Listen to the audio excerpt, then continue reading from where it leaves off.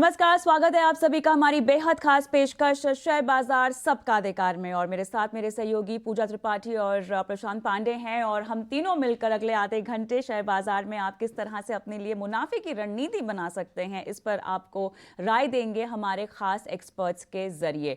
और हमारे साथ स्नेहा सेठ और रमेश ओझा हमारे आज के मेहमान भी बन गए हैं। तो बहुत समय मैं नहीं बताऊंगी, आपको झटपट बताती हूँ कि आप सवाल अपने कैसे पूछ सकते हैं। एक क्यूआर कोड हम फ्लैश कर रहे हैं आपकी स्क्रीन पर, जिसको आपको स्कैन करना है और स्कैन करते ही आप जुड़ जाएंगे एक व्हाट्सएप नंबर से। और जुड़ने के बाद आपको अपना सवाल बस हमें वहां पे तुरंत भेज देना है और आपके सवालों को हम शो में शामिल करेंगे। इतना ही नहीं, सोशल मीडिया प्लेटफॉर्म्स पे अगर हमें देख रहे हैं, खासतौर से यूट्यूब पर देख रहे हैं, तो अपने सवाल जो हैं आपको कमेंट बॉक्स में डाल देने हैं और अपने सवालों के जवाब आप कमेंट बॉक्स आपको मिल जाएंगे हमारे शो में लाइव हमारे एक्सपर्ट्स के जरिए। और इस वक्त मेरे ख्याल से हमारे साथ दर्शक भी फोन लाइन पर जुड़ गए हैं, उन्हीं के साथ सीधा जुड़ते हैं। स्लेवी मुंबई से हमारे साथ फोन लाइन पर हैं। नमस्कार। Hi, good morning. आपको मेरी आवाज आ रही है? Good morning. Yes I can hear you. Is that how you pronounce your name? स्लेवी ही बोलते हैं आपको? राइट ओके, सॉरी, मुझे लगा शायद गलत प्रोनाउंसिएशन ना हो जाए। नहीं बताइए स्लेवी, आपने किस स्टॉक में खरीदारी कर रखी है, किस भाव पर? I have purchased in Venky's India, 84 shares at 2000. So I wanted to know, should I keep it for long term? जी. Or should I sell it? Okay. I can wait. अब बहुत अच्छा लगा, हमारे आज शो की शुरुआत एक महिला इन्वेस्टर के साथ ही हो रही है और काफ़ी इंस्पायरिंग होता है जब महिलाएं अपना स्टॉक स्पेसिफिक चुनाव बताती हैं और रणनीति लेती हैं। तो आप हमेशा से स्टॉक मार्केट में निवेश करती आई हैं, पैसे आप निवेश करती हैं कि आप ट्रेड भी करती हैं? स्लेवी? Yes, I have invested for quite some time, more than 10 years. Wow, that's fantastic. आपने 10 साल में मैं उम्मीद करती हूँ कि अच्छा खासा पोर्टफोलियो बना लिया होगा। चलिए, वेंकीज पर आपको स्नेहा से हम सलाह दिलवाते हैं। स्नेहा, 2000 के भाव पर इन्होंने लिया हुआ है। अभी काउंटर देखें तो ओवरऑल थोड़ा सा कंसोलिडेशन मोड में ही है। ज्यादा मुझे लग रहा है कि यहाँ पर अगर आप देखें तो एक रेजिस्टेंस काफी स्ट्रॉन्ग है अराउंड 1900 के आसपास, और ऑन दी लोअर साइड अगर आप देखें ना सपोर्ट है 1700 के आसपास। तो ये 200 पॉइंट्स की रेंज है, 200-300 पॉइंट्स की रेंज है। मुझे लग रहा है करके कि जब तक ये इस रेंज के बाहर नहीं रखता तो एक डिसाइसिव मूव आना थोड़ा सा डिफिकल्ट है। तो आई वुड से करके अगर आप होल्ड कर रहे हैं तो एक स्ट्रिक्ट स्टॉप लॉस जो है अराउंड 1720 के आसपास लगा के लॉन्ग में बने रहे। अपसाइड में आपको ये वॉच करना है करके कि 1900 1910 ये लेवल्स निकाले, उसके बाद ही इसमें एक मोमेंटम आ जाएगा, जिसके कारण आप ये स्टॉक एटलीस्ट आपके जो बाइंग लेवल्स है उसके और 2050 2060 ये लेवल्स भी आप देख पाएंगे। तो आई वुड से यहाँ पे इतना ज्यादा नुकसान नहीं है। अभी के लिए एक स्ट्रिक्ट स्टॉप लॉस 1720 के पास लगा के होल्ड करें। आपको एक स्ट्रिक्ट स्टॉप लॉस 1720 का लगाना होगा और यहां पर बने रहने की आपको सलाह। चलिए बढ़ते हैं आगे। सतीश पटेल हमारे साथ इस वक्त अहमदाबाद से जुड़े हुए हैं। सतीश जी नमस्कार, पूछिए क्या जानना चाहते हैं। सतीश जी आवाज आ रही है आपको? लगता है कुछ तकनीकी खामी है जिसकी वजह से संपर्क टूट गया है, लेकिन सवाल उनका हमारे पास मौजूद है। सवाल है वारी रिन्यूएबल्स पे और 832 के भाव पे इन्होंने वारी रिन्यूएबल्स का शेयर परचेज किया हुआ है और क्या जबरदस्त लेवल पे इन्होंने परचेजिंग की है। तो भले ही वो इस वक्त हमारे साथ फोन लाइन पे नहीं जुड़ पाए, लेकिन सतीश जी मेरी मुबारकबाद, मेरी बधाई स्वीकार कीजिए। बहुत ही शानदार लेवल पे आपने वारी रिन्यूएबल्स में एंट्री ली और आपको यहाँ पर जबरदस्त मुनाफा होता हुआ। और जाहिर सी बात है, स्वाभाविक सा सवाल यही होगा कि क्या मुनाफा बांध लिया जाए, पार्शियल प्रॉफिट बांध लिया जाए या अभी और ज्यादा तेजी की उम्मीद है। महेश जी, वारी रिन्यूएबल्स 832 की खरीद और ऐसे निवेशक की तो पीठ थपथपाई जानी चाहिए।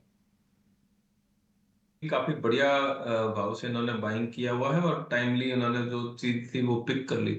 तो यहाँ पे एक अच्छा खासा इनको अपमूव मिल गया है। अब यहाँ से जो पहले पुराने वाला अपमूव है वो तो विजिबल नहीं होगा। हाँ, थोड़ा बहुत अगर अपमूव आता है तो आ सकता है। तो यहाँ से 60% तक के इनको प्रॉफिट बुक कर लेना चाहिए ताकि इनका जो वैल्यू भी वापस आ जाए, थोड़ा प्रॉफिट भी वापस आ जाए, और बाकी के 40% जो है वो ये होल्ड कर सकते हैं। ओवरऑल अभी भी थोड़ा इसमें पॉजिटिव आउटलुक है, but yes profit booking necessary है। अगर प्रॉफिट बुकिंग नहीं करते तो वापस नीचे आता है तो रिग्रेट भी होता है। तो 50 से 60% जो है प्रॉफिट बुकिंग कर लेना चाहिए इसमें। बाजार वॉलेटाइल है, ऐसे में पार्शियल प्रॉफिट आप बुक कर लीजिए, उसी में समझदारी होगी, क्योंकि स्टॉक में बाजार में उतार चढ़ाव बना हुआ है इस बीच। और चाहें तो कुछ पोजीशन होल्ड करके आप बने रह सकते हैं स्टॉक में। चलिए अब आगे बढ़ते हैं, फोकस करते हैं कुछ कंपनी पर और नतीजों पर। चौथी तिमाही में कैंटेबल रिटेल के नंबर्स आए हैं और आय में करीब 12% की बढ़ोतरी देखने को मिली, मुनाफे में करीब 9% की बढ़त देखने को मिली। हालांकि मार्जिन में हल्का दबाव रहा है। इस बार की नतीजा ग्रोथ आउटलुक पर बात करने के लिए हमारे साथ कंपनी के CFO जुड़ चुके हैं, Shivendra Nigam ji. Shivendra ji, thank you so much ET Now स्वदेश को समय देने के लिए। तो इस बार के जो नतीजे आए हैं, बाकी सब फ्रंट पर तो नंबर्स अच्छे हैं, मार्जिन में थोड़ी वीकनेस नज़र आ रही है, इसके पीछे वजह क्या थी, अगर आप बता पाए तो। और सेगमेंट वाइज भी बताइए, इस बार परफॉर्मेंस कैसा रहा कंपनी का। Thank you for calling me. तो परफॉर्मेंस अच्छी रही, हमारी एक्सपेक्टेशन से Q4 बेटर रहा। तो जो Q4 में हमारी एक्सपेक्टेशन थी, अगर आपने देखा हो Q4 में हमारा पैट मार्जिन भी बढ़ा है और हमने ग्रॉस मार्जिन को मेंटेन किया है। रेवेन्यू ग्रोथ 12% है, ओवरऑल एनुअल बेसिस पे भी 12% है हमारी रेवेन्यू ग्रोथ है। तो टोटल और जो थोड़ा पैट पर अपना था कि इंडस्ट्री के बेसिस पे अगर हम देखते हैं तो फर्स्ट जो 2 क्वार्टर्स थे वो थोड़े डाउन थे, थर्ड क्वार्टर से रिकवरी शुरू हुई और फोर्थ क्वार्टर हमारी एक्सपेक्टेशन से बेटर गया। तो we are not worried, things are absolutely fine. हमारी जितनी उम्मीदें थी उसी के हिसाब से Q4 ने परफॉर्म किया है। मार्च मंथ में कस्टमर ने बहुत एक्साइटमेंट दिखाया, दे केम बैक, अप्रैल भी उतना ही अच्छा जा रहा है। तो overall we are satisfied with the numbers and slight margin ऊपर नीचे थोड़ा सा था, otherwise overall performance for the company is satisfactory and we are absolutely on target। ठीक, लेकिन थोड़ा सा इसको और हम टटोलेंगे और ख़ासतौर पे मार्जिन को लेकर, जैसे आपने कहा कि हम वाकई नंबर्स डिसेंट रहे हैं और जैसा आप बता रहे हैं कि हर क्वार्टर के साथ एक तरह से बेहतरी नज़र आई है, लेकिन एबिटा मार्जिन्स में कॉन्ट्राडिक्शन साफ तौर पर थोड़ा सा नज़र आ रहा है। इसे कैसे देख रहे हैं आप? थोड़ा सा कंसर्न है या इसे दुरुस्त कर लिया जाएगा? कोई कंसर्न नहीं है। फर्स्ट ऑफ ऑल मैं concern company point of view से नहीं है, उसका रीजन मैं बताता हूँ क्या था। कि थोड़ा सा जो सेम स्टोर सेल ग्रोथ हमने एक्सपेक्ट करी थी वो ज्यादा नहीं, 4% के आसपास हमारी डाउन थी। और चूंकि हमने एक्सपेंशन काफी किया है, 86 हमने नए स्टोर खोले हैं इस पूरे साल में, उसके हिसाब से थोड़े से मैच्योर होने में नेक्स्ट ईयर लगता है, उस वजह से सेल्स ग्रोथ में सेम स्टोर में थोड़ा सा प्रेशर था। उसका भी एक रीजन था जो हमने इंटरनली करेक्ट किया है। और ओवरऑल हल्का सा मार्जिन डाउन है, जो लास्ट ईयर तक 29-30% था, इस बार 26.5% पर हमने क्लोज किया है। तो that is the main reason, otherwise there is zero concern and we are absolutely okay with the numbers. Right, चलिए यहाँ पर कुछ आने वाले ट्रेंड्स और आपके इंटरनल टारगेट्स के बारे में भी हम जानना चाहेंगे। अब की बार की तो नतीजे हो चुके हैं, लेकिन अब आने वाली इस नए वित्त वर्ष की पहली तिमाही की हम बात करें और आने वाली तिमाहियों में आपने अपने लिए इंटरनल टारगेट्स कहाँ रेवेन्यू पोटेंशियल आपको आता हुआ दिखाई दे रहा है, ग्रोथ आउटलुक के लिहाज से क्या कुछ बातें चल रही है, क्या क्या आपने अब तक आंक लिया है? मैम मैं आपको बताऊं, जो हमने अपनी अर्लियर कमेंट्रीज में भी कहा है कि कंपनी के टारगेट सेम है, हम उसी हिसाब से ग्रोथ कर रहे हैं।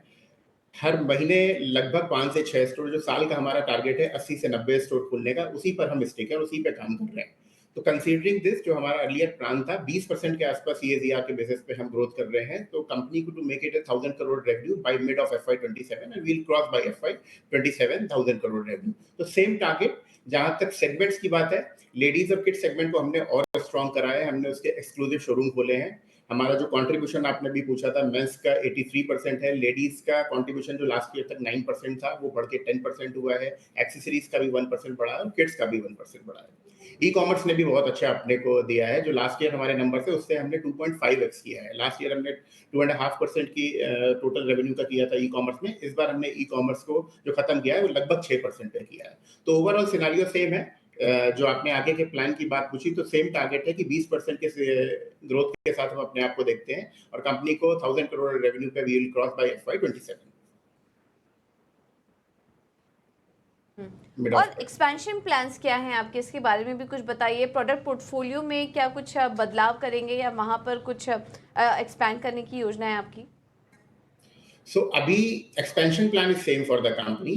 Every year we have target of opening 80 to 90 stores. Last year भी हमने खोले थे और going forward भी same पेस हमारा जारी रहेगा, जिसके बेसिस पे हम खोल रहे हैं। अप्रैल मंथ में भी हमने लगभग 5-6 स्टोर खोले हुए हैं।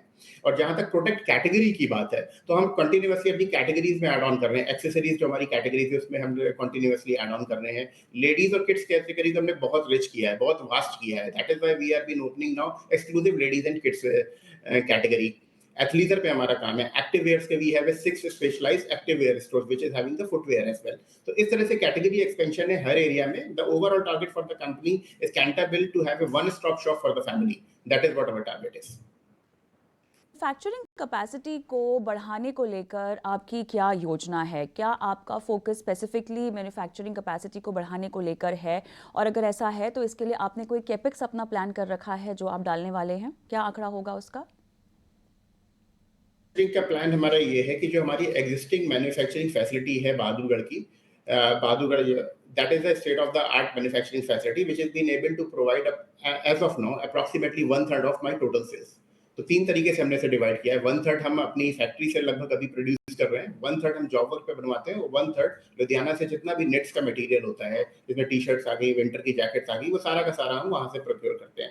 तो सेम पैटर्न जारी रहेगा, यानी लगभग 2/3 और 60% जो हमारा है फैक्ट्री इंक्लूडिंग जॉब वर्क और फैक्ट्री के हिसाब से हम प्रिपेयर करेंगे गोइंग फॉरवर्ड ऑल्सो। जब हम 1000 करोड़ की रेवेन्यू कंपनी बन जाएंगे, जब हम आगे 2000 करोड़ का प्लान कर रहे हैं, तो इसी हिसाब से लगभग 60% फैक्ट्री को प्रोवाइड, टोटल जो हमारी सेल का वॉल्यूम है उसको प्रोवाइड करेगा own manufacturing as well as job work, और 40% एफओबी बेसिस पे जो निटिंग का मटेरियल है उस पर हम फोकस करेंगे।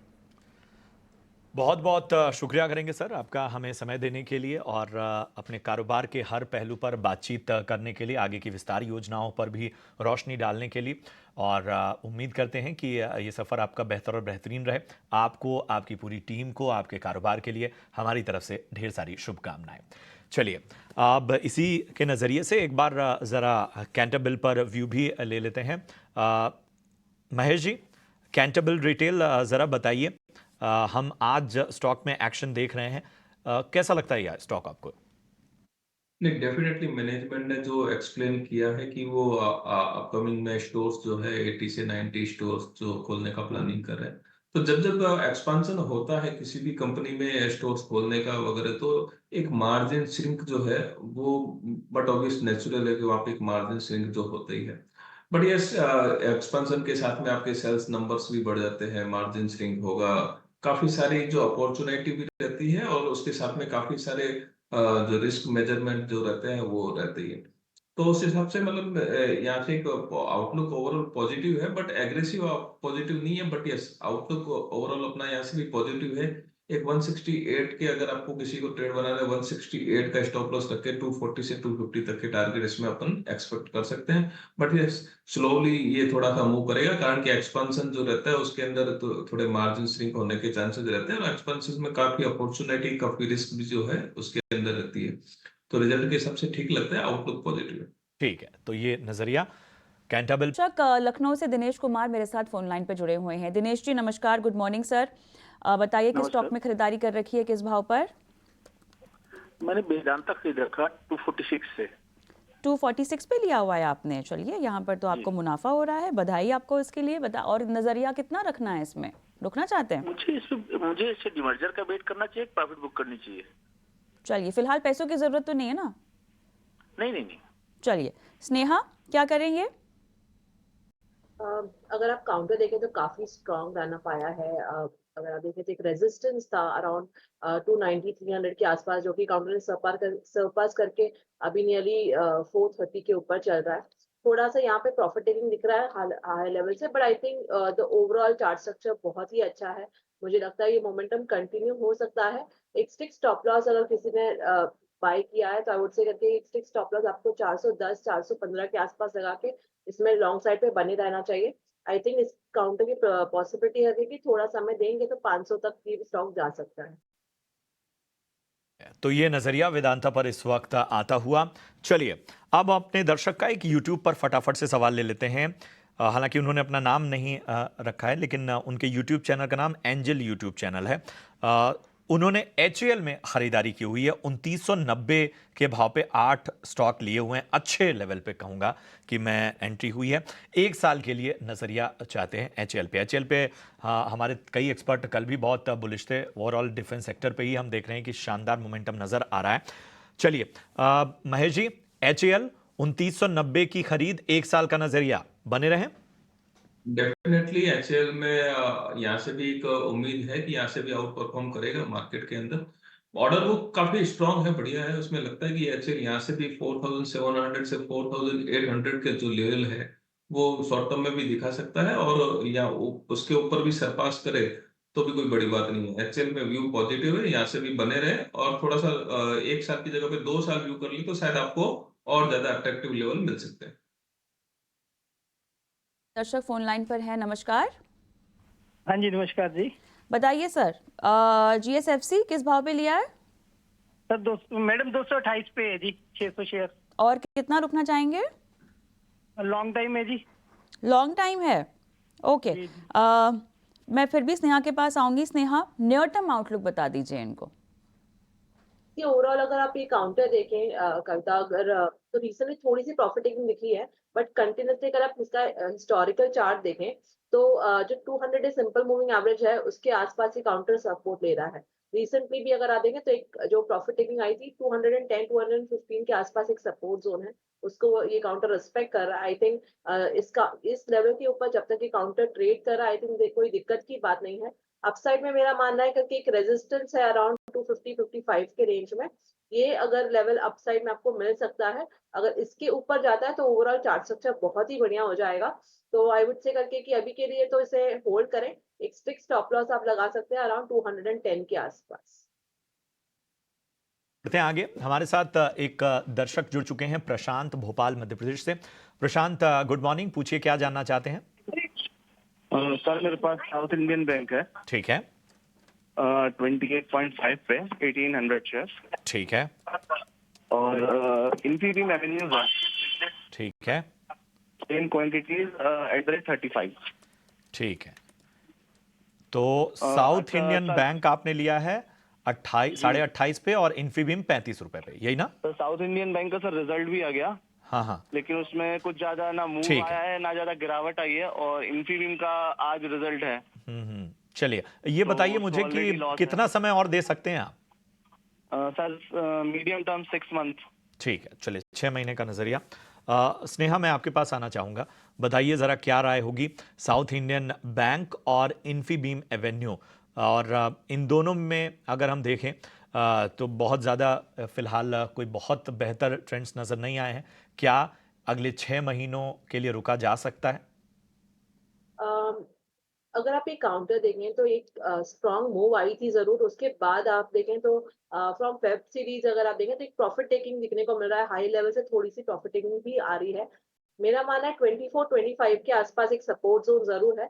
जब तक इसके ऊपर ट्रेड कर रहा है आई थिंक कोई दिक्कत की बात नहीं है। अगर उसके नीचे जाता है तो पॉसिबिलिटी है करके काउंटर थोड़ा सा स्लिप होके एटलीस्ट आपको 20 या 18 ये लेवल तक करेक्ट हो सकता है। तो अभी के लिए मेरा मानना है करके कि 24 का एक स्ट्रिक्ट स्टॉप लॉस लगा के बने रहे। अपसाइड में जो आपको लेवल वॉच करना है दैट विल बी अराउंड 31-32। अगर ये लेवल्स क्रॉस होते हैं तो फिर इसमें एक फिर से मोमेंटम आ सकता है। तो आई वुड से करके कि जो लेवल्स हैं वो आप नोट डाउन कर लें।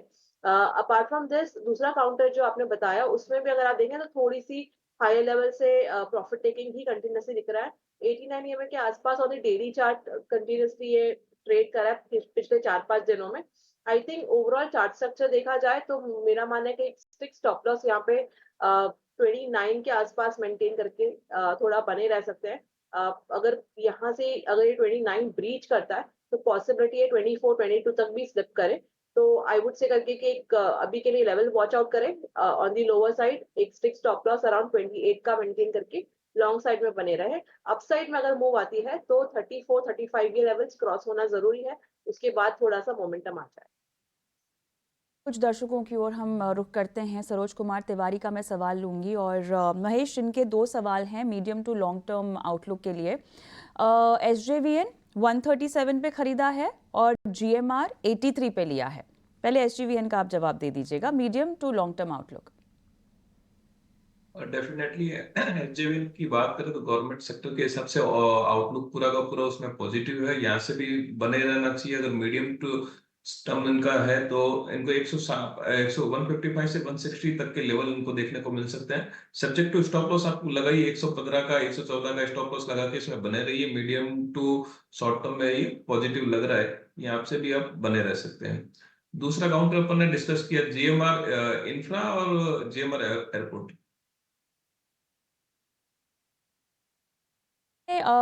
जीएमआर ही लिखा हुआ है, केवल 83 के भाव पे इनकी बाइंग प्राइस है। एक बार बिल्कुल डेफिनेटली इस काउंटर में भी बने रहने की सलाह रहेगी। और ये काउंटर जो है स्पेसिफिक जीएमआर एयरपोर्ट में काफी कुछ चीजें पॉजिटिव एक्सपेक्टेड है यहाँ से।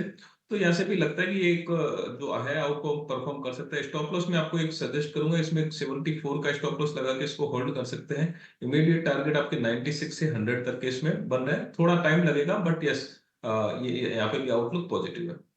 ठीक है, चलिए फटाफट से YouTube के और कुछ सवालों को लेते हैं। ये सवाल हालांकि 3 दर्शकों ने पूछे हैं, लेकिन सवाल एक ही तरह का है, तो फटाफट से इस पर स्नेहा जी आपसे नजरिया चाहूंगा। कोल इंडिया, टाटा मोटर्स, जीएमडीसी, ये 3 स्टॉक क्या अभी लेना सही है? इन तीनों के बारे में जरा फटाफट से राय दीजिए। ये YouTube पे सवाल है।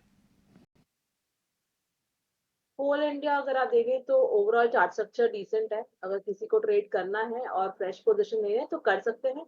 टाटा मोटर्स की अगर स्पेसिफिकली बात करें तो रिसेंटली अगर आप देखें तो कुछ दिनों से थोड़ी सी प्रॉफिट टेकिंग देखने को मिल रही है। मेरा मानना है काउंटर थोड़ा सा और स्लिप हो सकता है। तो अगर आपको ये काउंटर अगर आपको 850 890 ये जोन में मिलता है तब आप इसमें फ्रेश राउंड ले सकते हैं। अभी के लिए थोड़ा सा अवॉइड करिएगा।